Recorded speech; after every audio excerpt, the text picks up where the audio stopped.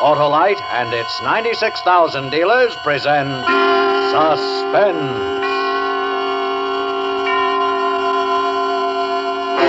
Tonight, Autolite brings you a story of treachery and greed. A story we call Murder in G-Flat, starring Mr. Jack Benny.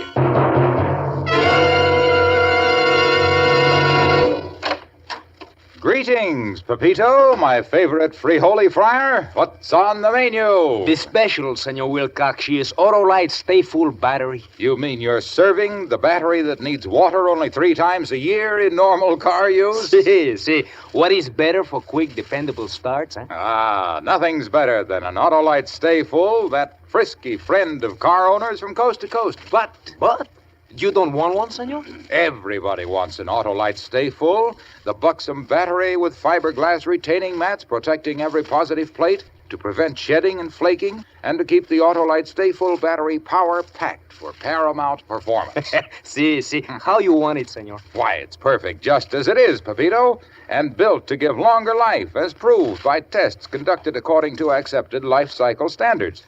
So, friends, have your neighborhood Autolite battery dealer serve your car an Autolite Stay Full battery, the battery that needs water only 3 times a year in normal car use. See. And remember, You're always right with Autolite.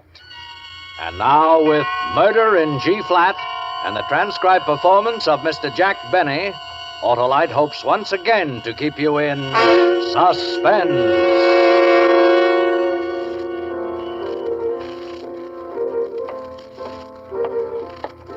Lieutenant, in here, sir, in the rec hall. What's he doing in the rec hall? Well, he thought he'd tune the piano while I was waiting, Lieutenant. Sunday night. Why couldn't you guys pick a better night than Sunday night? My one day off, and I have to come down here. Sorry we had to call you, Joe. This the guy, huh? Yeah.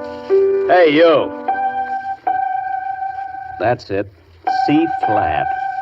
If I had my wrench... This is the lieutenant. Oh, I'm sorry, Lieutenant. Name? My name is Remington. Hercules Remington. That's it, Joe. We checked. Pardon me, Lieutenant, but my wife, Martha, is going to be awfully worried. You see, I haven't seen her since this morning. They told me... You haven't seen your wife since this morning? No, and I thought that if I could phone her and at least tell her where I am... Where'd you pick him up? Coney Island, Joe. He called us from there. Yes, and I should have called my wife, too. Look, Lieutenant, I don't want to seem persistent about You'll have this. plenty of time later to call your wife. Now, give the lieutenant the story in detail, just like you told it to me on the way down here to the station. What kind of work do you do, Remington? Well, I'm a piano tuner, Lieutenant. Yours is out of tune. C flat, Lieutenant. See, if I could get my bag, I'd tune Look, Remington, I haven't got all night. Now, either get on with your story or I'll have... All right, Lieutenant. But I really would like to call my wife first. Start your story. All right. But if there's any explaining to be done to my wife, you guys will have to do it. We'll be happy to. Now, go ahead. Yes, sir. Well, Lieutenant, this whole mess started yesterday morning, Saturday. I got up, had breakfast with my wife, Martha, and my Uncle Herman. He's my black sheep uncle of the family. He's a carnival man, came to work at the World's Fair here, and has been living with us ever since. I think he ought to pay at least 1/3 of the rent, but Martha, well, she feels sorry for him. Anyway, I left the house around 10 o'clock on my way to the Lippin Ridge School of Music. I usually tune their pianos on the first Saturday of the month. You see, because there aren't any classes there on that Saturday. I catch the BMT at 57th and get off at Union Square. Well, yesterday morning I got on the subway, just like I always do. I carry a little ordinary brown bag with all my tools in it and usually lay it right next to me under the seat. I was just sitting there, thinking hard, wondering how I was going to meet the bills at the end of the month, when a man sat down next to me. He shoved something under the seat and just sat there staring ahead. B flat, D flat, B flat, B flat, B flat, B flat. I beg your pardon. Oh, I'm sorry. I guess I got carried away for a moment. 4 stops later, the man got up, reached under the seat, pulled out a little brown bag, and started for the door. I remember noticing he was bald-headed and wearing big black horn-rimmed glasses. For a minute, I thought he'd stolen my bag of tools, but I reached my hand under the seat and found my bag was still there. I remember sort of chuckling to myself, thinking of the coincidence that he'd been carrying the same type of bag. Well, anyway, I got off at Union Square and walked up to the Lippenridge School of Music on 14th. There are 4 floors there, a piano on each floor. And I usually start at the top and work my way down. Well, since the school doesn't have any classes on Saturday, the place was deserted.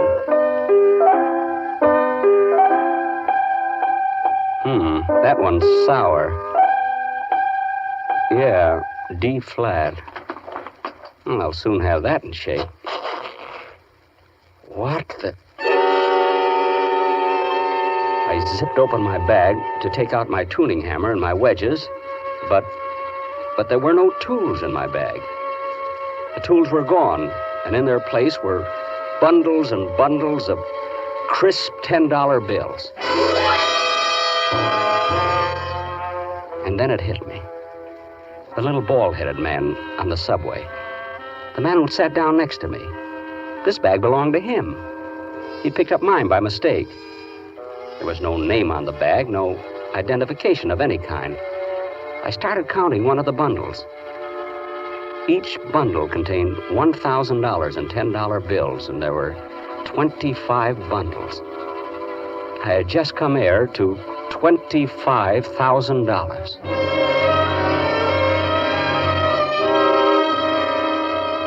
When I got home, Martha was washing some clothes out on the back porch, and Uncle Herman was rolling pennies for his pitch penny concession. I called both of them into the living room, pulled all the shades down, closed and locked all the doors, and set the bag on the table. Hercules, what are you doing back home so soon? What kind of nonsense is this, nephew? Martha, Uncle Herman. You look awful pale. I guess I do. Hercules, what's the matter with you? Listen to me, both of you. I'm rich.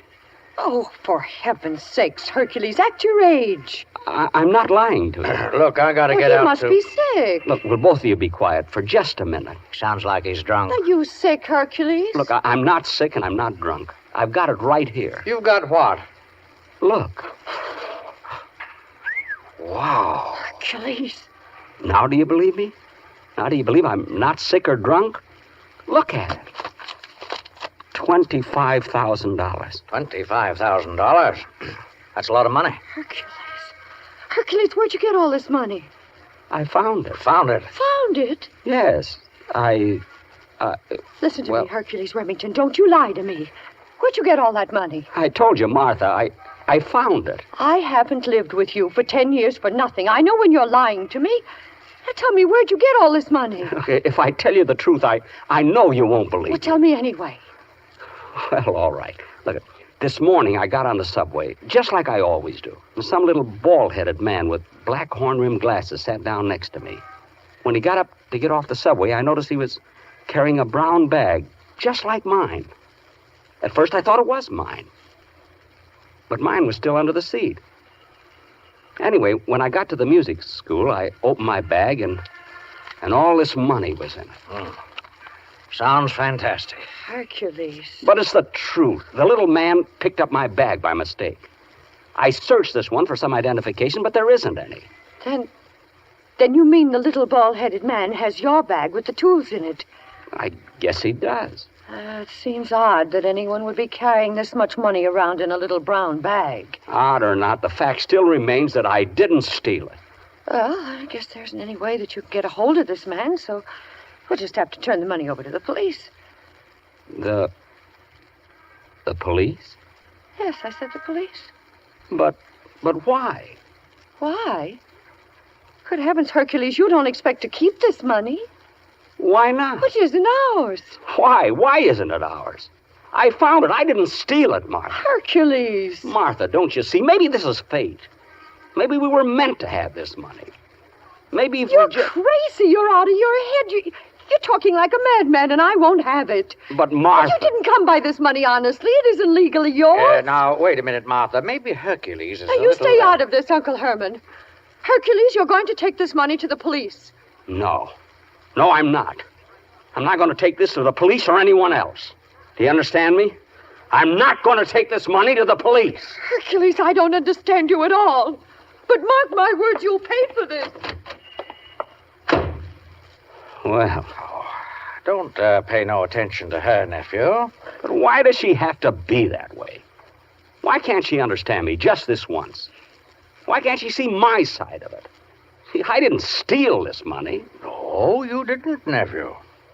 and I'm going to keep it. Sure you are, nephew. Sure you are. You're going to keep it. You bet I am.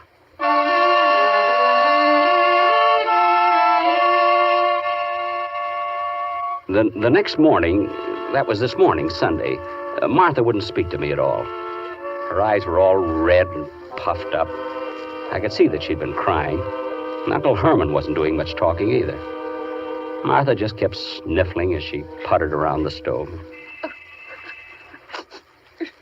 Martha, my peach isn't peeled. Peel it yourself. But Here, I'll peel it for you, nephew. Thanks, Uncle Herman.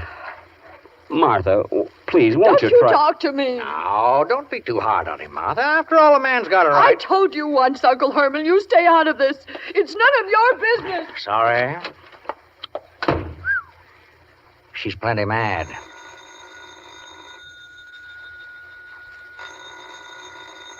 Well, ain't you going to answer the phone? Hello? Mr. Remington? Yes? Hercules Remington? Yes, who is this, please? I want to return your bag of piano tools to you, Mr. Remington. I believe there was a slight mix-up. I believe in my haste I picked up your bag instead. But how did you find me? I mean... Oh, it was quite simple. There's only one piano tuner with the initials HR in New York City. well, what do you know? You do want your piano tools back, don't you, Mr. Remington? Listen to me. I don't think you'd like the idea of not being able to tune any more pianos. What? And I'd like to have my bag returned. Of course. As soon as possible. Yes. Tonight. Tonight? At 9:30 tonight. Meet me at Madison Square Garden. Madison Square Garden? At 9:30 at the 49th Street entrance. The door on the far end will be left slightly open.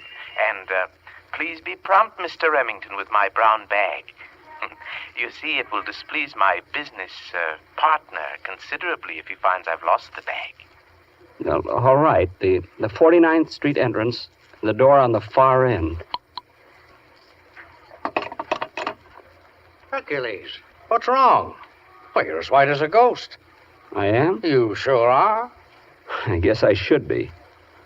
That was the little bald-headed man with horn-rimmed glasses, Uncle Herman. I've just lost $25,000.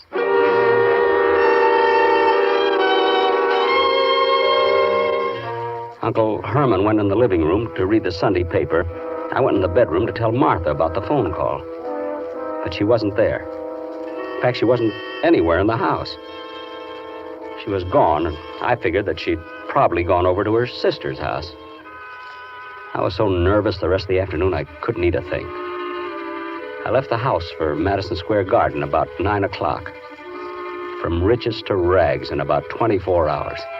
And I was back riding the subway. I walked up 8th Avenue to the garden. I turned and walked up 49th Street to the entrance and stopped. Sure enough, one of the doors on the far end was open a little, just as the little man had told me it would be.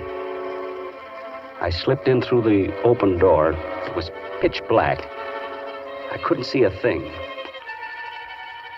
Hello? Hello? Anybody here? Hello? Is there anyone here? What the? I stumbled over something and almost fell. I struck a match and looked down at a body. The body of the little man in horn-rimmed glasses. His head was all covered with blood. I started to blow out the match, and then something caught my eye. Lying next to his body was my brown bag with the initials HR. And next to the bag, covered with blood, was my tuning hammer.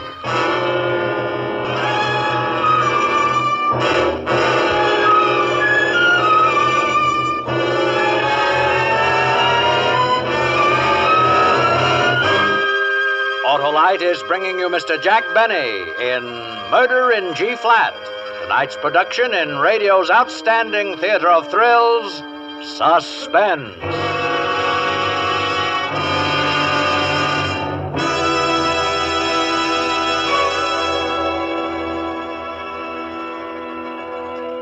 Senor Wilcox, why does the Autolite Stay Full battery need water like Pepito needs a hole in the head?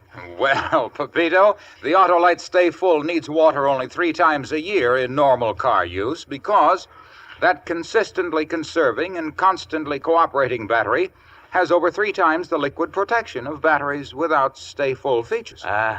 And why is the Autolite Stay Full strong as a bull, senor? Because of the fiberglass retaining mats protecting every positive plate. They prevent shedding and flaking and keep the power-producing materials in place. Greater convenience and dependable starting, yes, senor? Right, Pepito. And in addition, the Autolite Stay Full battery gives you longer life, as proved by tests conducted according to accepted life cycle standards. And all these make the Stay Full welcome a siesta after fiesta. Eh, senor? Right you are. So, friends, visit your neighborhood Autolite battery dealer for an Autolite Stay Full. The battery that needs water only 3 times a year in normal car use. Your Autolite battery man is fully equipped to give you the best in battery advice and service because... Because you are always right with Autolite. And now, Autolite brings back to our Hollywood soundstage Mr. Jack Benny in Elliot Lewis's production of Murder in G-Flat, a tale well calculated to keep you in suspense. Please, Lieutenant, may I call my wife? I want to... Finish your story first, Mr. Remington. You can call her after that. Oh, all right. Now, you were standing over the body of this man in Madison Square Garden. You found your tuning hammer next to the body. Yes, my tuning hammer. Let me tell you, Lieutenant, I was scared. Plenty scared. Here I was standing over a dead man in Madison Square Garden. And clutched in my hand was his brown bag containing $25,000. Who had killed him? But I couldn't stop to think about that now. I had to get out of there, and fast, and take my bag and hammer lying on the floor with me. I started to reach for my bag when a sound, G-flat. Someone had opened up a knife. Whoever it was coming toward me, I blew out the match and waited. Who was in that corridor with me? Was it the business partner of the little man?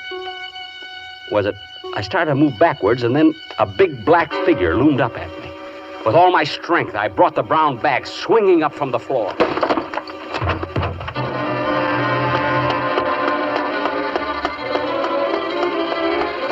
I ran until I thought my legs would drop.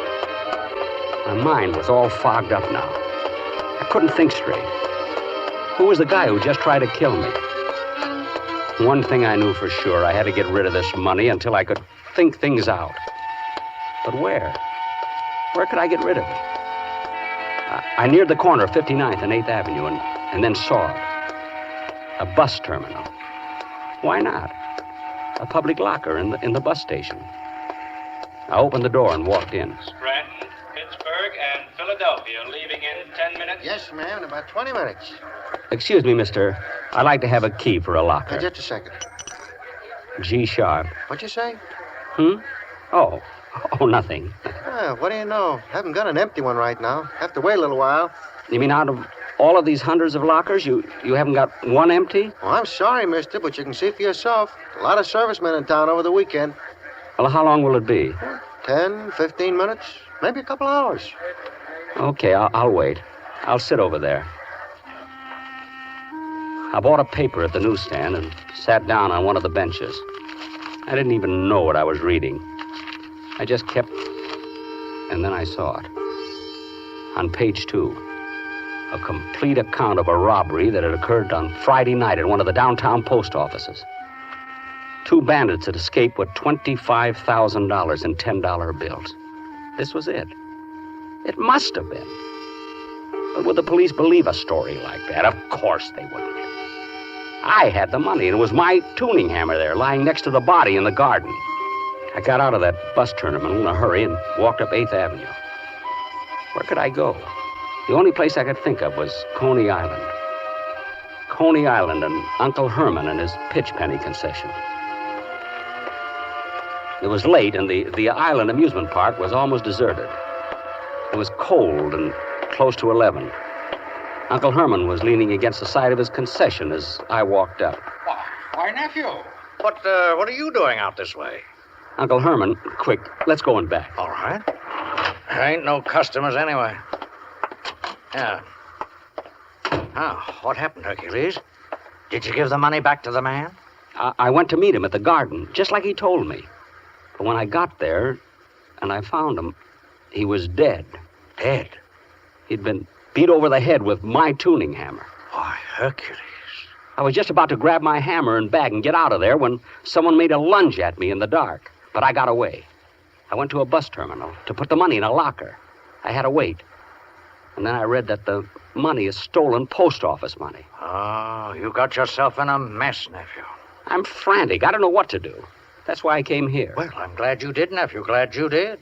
But what am I going to do? The best thing would be to go back and get that hammer and bag. Leave the money here. I'll hide it for you.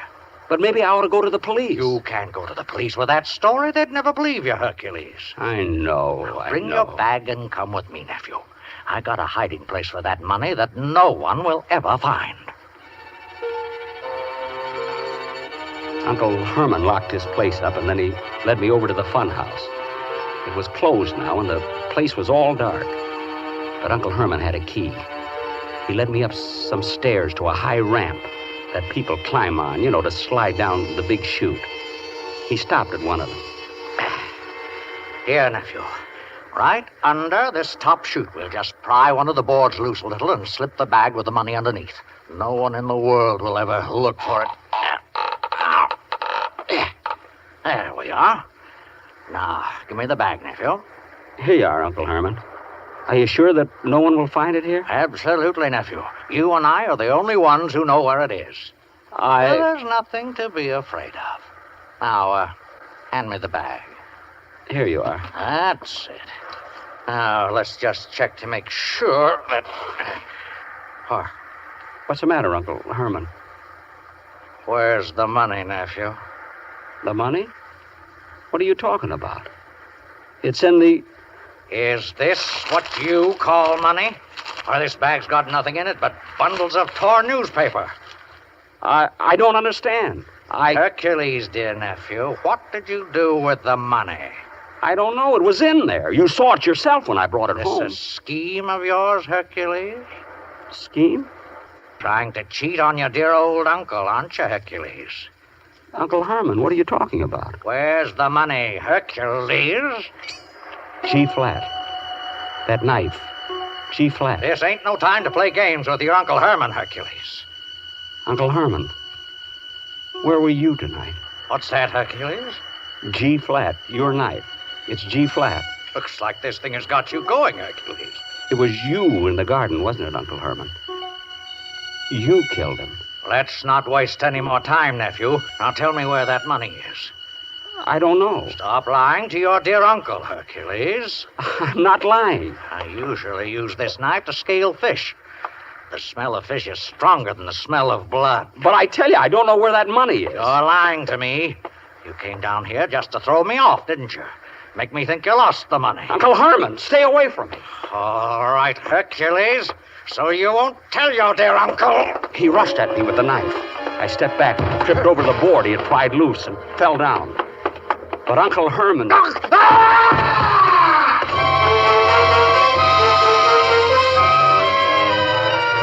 went hurtling over me, head over heels down the long slide. When I got back down at the bottom of the slide chute, he was dead. The uncle had his neck broken, Lieutenant. Yeah. What about the money? Well, Mr. Remington's wife turned it over to the authorities this morning about 11 o'clock. She said the money wasn't his, and she didn't want him carrying it around. Well, I guess that'll be all, Mr. Remington. You can go now. But isn't it dangerous? I mean, the partner is still... We picked up his business partner a few hours after the robbery. Oh. But just in case you happen to come across another $25,000 that doesn't belong to you, promise me that you'll get in touch with the authorities, will you, Mr. Remington? Oh, I've learned my lesson, Lieutenant. Believe you me, I have. Yeah, good. Oh, for heaven's sakes, I almost forgot. I gotta call my wife. She's probably frantic by now. There's a payphone right outside in the corridor. Payphone? Yeah, right around the corner. You can't miss it. Well, she's waited this long. I think I'll just tell her when I get home.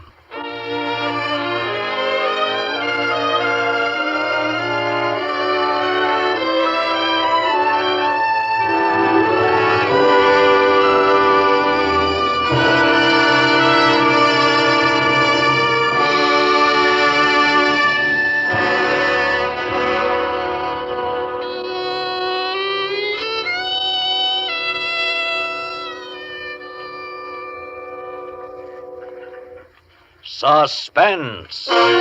Presented by Autolite. Tonight's star, Mr. Jack Benny.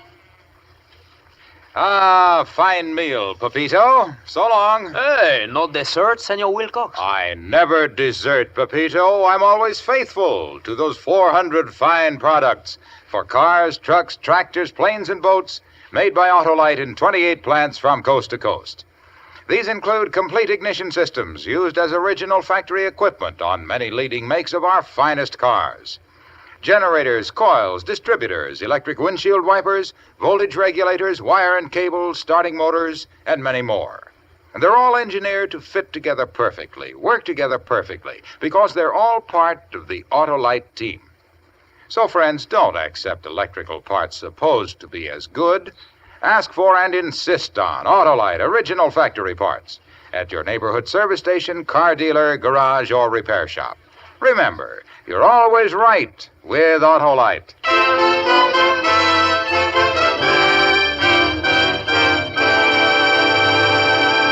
Next week on Suspense, our stars will be Lucille Ball and Desi Arnaz in Early to Death. And in weeks to come, you will hear such famous stars as James Stewart, Ann Baxter, and Rosalind Russell, all on Suspense.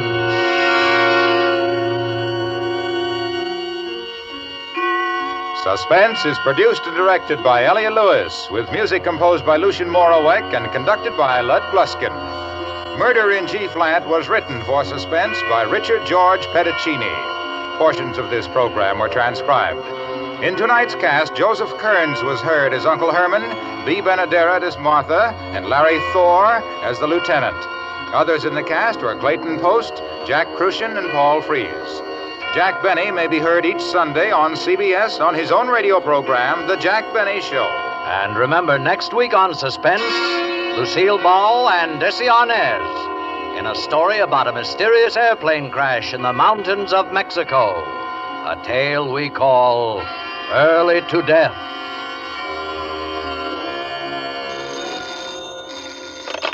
You can buy Autolite Stay-Full batteries, Autolite resistor-type or standard-type spark plugs, Autolite electrical parts at your neighborhood Autolite dealers. Switch to Autolite. Good night. Tonight, Autolite salutes the men and women leaders in boys' clubs all over America.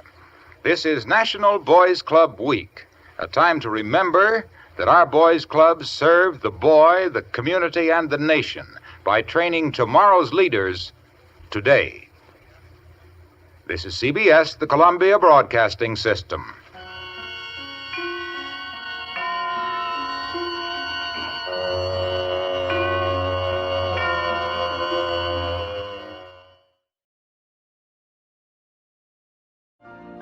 You've been listening to the OTR Gold Network. Find more classic radio at otrgold.com.